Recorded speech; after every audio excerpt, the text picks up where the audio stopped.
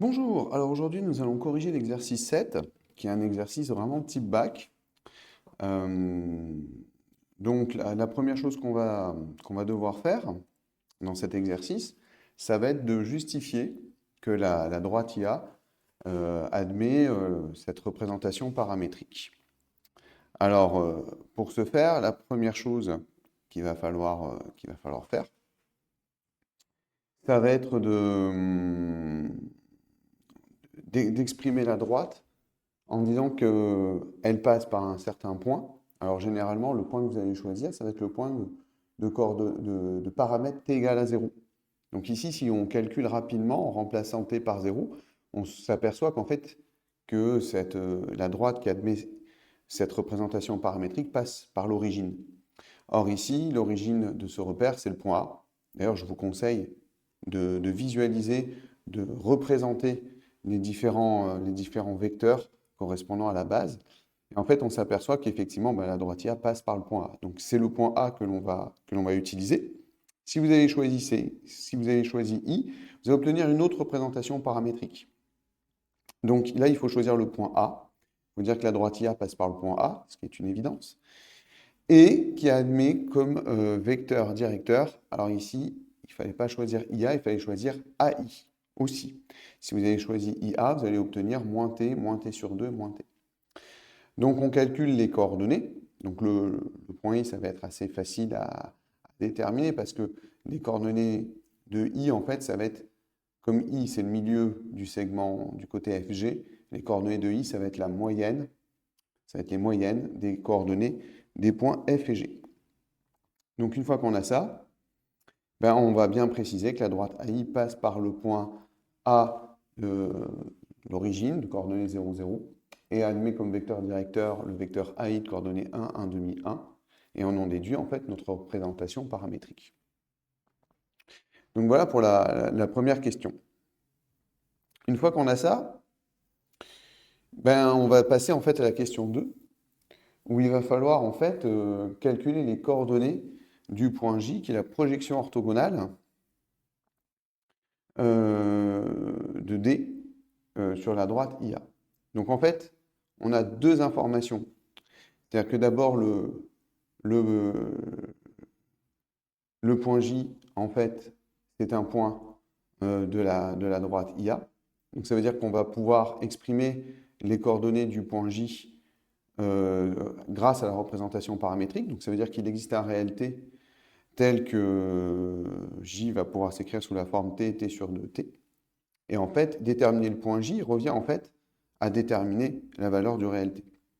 Et la deuxième chose, c'est que comme J est le projeteur orthogonal de D sur AI, ça veut dire que les vecteurs, ça veut dire que les droites DJ et AI sont perpendiculaires. Et donc ça veut dire en particulier que les vecteurs DJ et AI sont orthogonaux. Donc le produit scalaire vecteur DJ scalaire vecteur AI est nul. Nous calculons les coordonnées de ces deux vecteurs.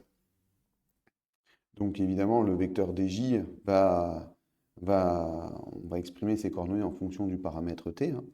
Et comme le repère il est orthonormé, on va pouvoir utiliser l'expression analytique du produit scalaire.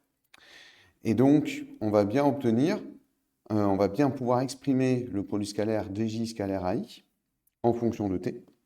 Donc là, il y a un petit peu de calcul. On obtient en fait que c'est une fonction affine, 9 quarts de t moins 1 demi.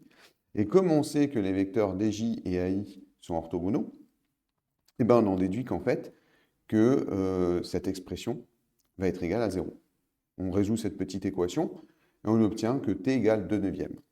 Attention à ne pas donner de valeur approchée. Si vous avez dit que c'est environ égal à 0,22, c'est vrai que t est égal à environ 0,22, mais on ne demande surtout pas de donner de valeur approchée, il faut vraiment donner la valeur exacte.